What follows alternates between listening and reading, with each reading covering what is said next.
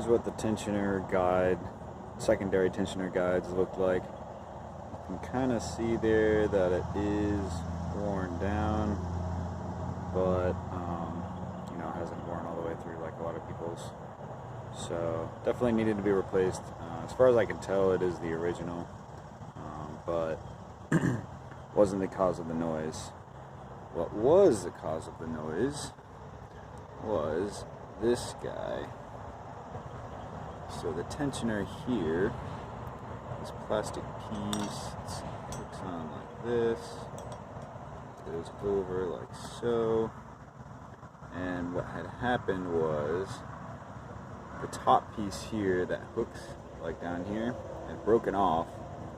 This had slipped down kind of like that. So this hook wasn't, you know, maybe inch and a half lower. This was not riding on the tensioner like it was supposed to, but here in fact. So I don't think the chain was getting tension like it should, and it was kind of slapping around like that. I believe that was the cause of my noise. So as you can see or hear, when I started it up, the noise has gone away. Awesome. But this was the only, you know, very obvious thing that I could tell was broken. You can see it just snapped right off. And in my case, it was when I was going along on the highway in cruise control.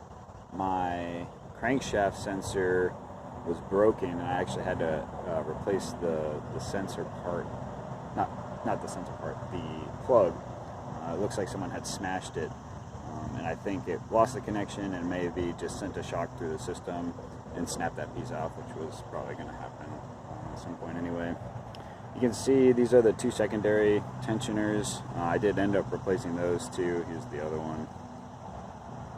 Focus, you can see that one's also pretty worn, but hasn't worn all the way down. And that shimmy noise, kind of like the supercharger whine noise, is from the chain actually riding on this metal piece here. When that plastic wears all the way down, you know, it starts riding on this. That's the noise you get. So in my case, that wasn't the cause of the noise, but these pieces were pretty tired and ready to be replaced anyway. I did decide to replace these because I wasn't 100% that they were working correctly. I couldn't find any videos of like how they were supposed to work, so I just ended up replacing them. I think it was an extra $100 for all three of those. And the one thing that I did have to do was that I had to take the front camshaft piece off, and I actually found a video for that online. There are, I think, 4 bolts along the top, and then 3 in through the timing cover, I guess that second timing cover. So I didn't have to take that off, just take those 3 bolts off, and then you can kind of pry it up. You have to put RTV back to get it back on there, but you know, it wasn't too bad. Just an extra hour of waiting for the RTV to dry and then torquing everything down. So, yep.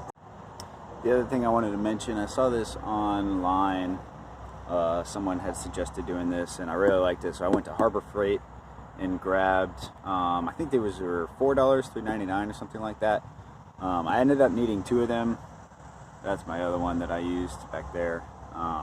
And just labeling, you know, every single one, every single little compartment with the bolt number, or you can see, you know, when I took bolts off, I labeled them coolant hose bracket on the left side, valve cover, that kind of thing. And then here are all the ones on the timing chain, and I just labeled it on the case up there, which you kind of saw, and then on here, and got everything back together, no extra bolts. So that was good also.